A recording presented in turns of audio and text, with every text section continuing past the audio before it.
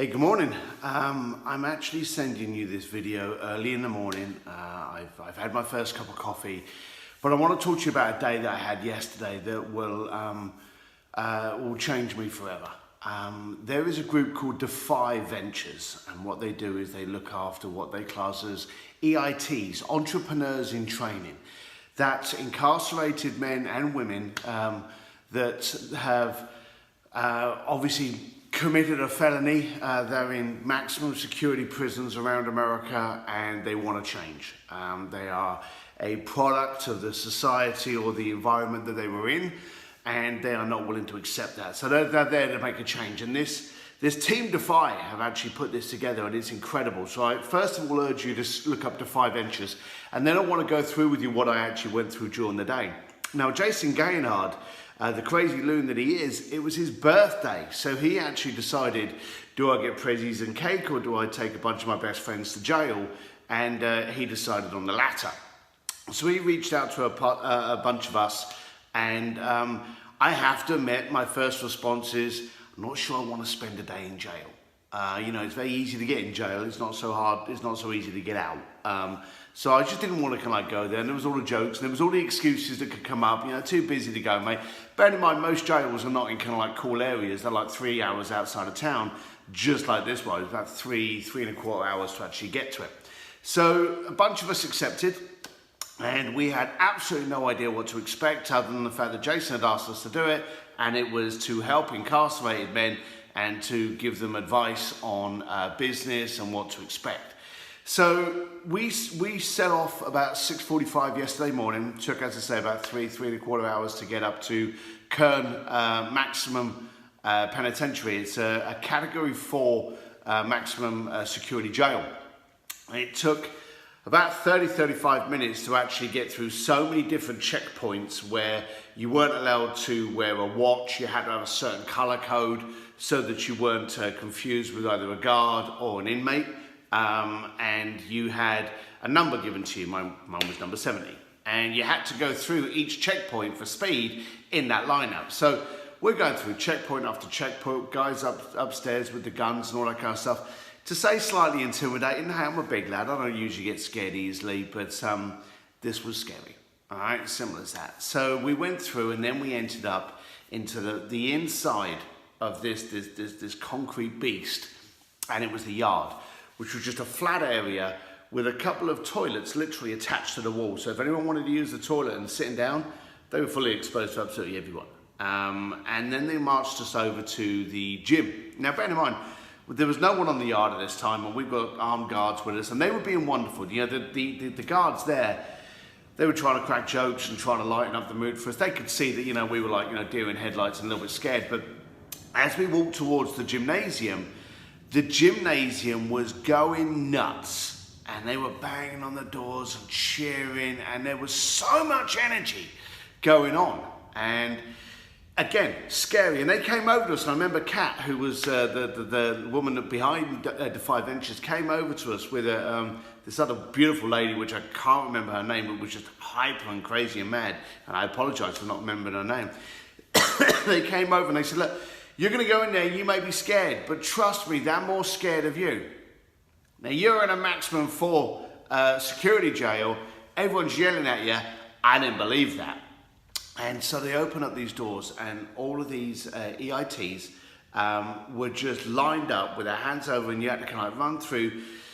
There was no one in there that wasn't tatted up their face, over their heads. And, you know, I'm 235 pounds of ugly, and I was probably one of the smallest guys in there. And it was scary. And they're all cheering, and they're all rah-rah and everything, and they're all excited to see you. And they'd been taught skills like networking, business development, identification to come up with ideas. Defy was teaching them all of these things, and in the effort to teach them to network, they would come over and say, hey, you know, Steve, it's a pleasure. We had a name tag, and it was only first names on everything, and they said, yeah, can we talk to you? So you were suddenly mingling, and so what happened is you'd come in with like 18 entrepreneurs, and all of a sudden you'd been divided, and you now had 20, you know, inmates around you that are all in there for anywhere from like 35 to life plus. Some of them had multiple life sentences. And you're surrounded, and it was whoa, what the hell's going on here? And they started talking to us, and then we had exercises that we went through, some funny little embarrassing exercises, which I clocked on was very quickly to get rid of the shield of everyone trying to keep their guard up from the inmate side and allow us to look stupid as well, so that we could meet on a level playing field. Very well done that they did that. So we went through a number of exercises, and we started talking to the inmates, and suddenly started finding that they were revealing themselves. They were very vulnerable, and vulnerability and weakness are two different things. And these people were telling us about what they had been through, where they had come from. And it wasn't a pity story. There were some people that quite openly deserved to be there. There were others that the system had just plonked them there. And there were many in there that were there just because of the situation in their family and what they were raised up with. And if you're in those kind of families, it's very hard to be anything other than what you're being steered into. So these people wanted to be educated. There were a lot of people there that were certified in so many different things, smarter than some of the people that work for me were in there. So we went through this up until the lunchtime. Then there was a lunch break, and then we were marched across the yard to another facility where these people had already been doing the course for 6 months, and now they were going over resumes, and they were going over personal mission, and they were going over the identification, their business ideas. And you suddenly started to notice a lot of things that were going on. The honesty, the yearning to learn, the desire to be better. I was dumbstruck how I had found so much honesty and vulnerability in a room that I shouldn't have. Now we all go to networking events, and we all go and they go, "Hey Jack, how you doing?" "Oh, everything's great. How's the book coming on?" "Oh, it's going on brilliant." Yet you've only sold 2. So the bottom line of it is that we're constantly shielded outside. It took me to go to a stage 4 maximum security jail to be exposed to that amount of vulnerability and honesty and yearning to learn and desire. I went in there as one person, and I've come out as a completely another. Couldn't sleep very well last night. Just thinking, I spoke to this gentleman there yesterday, and he was talking about this business idea. Now, bear in mind, some of the business ideas they gave us ain't going to work. And they ain't going to work quite simply because these people don't have access to the internet, so they haven't seen that people have already tried that. I had a gentleman describing to me like an Uber.